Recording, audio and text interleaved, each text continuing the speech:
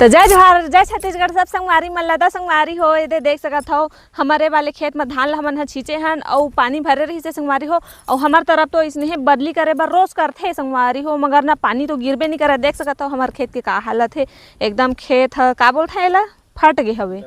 हाँ दरार मार दे पानी बिना एकदम हो गए हवे संगवारी हो।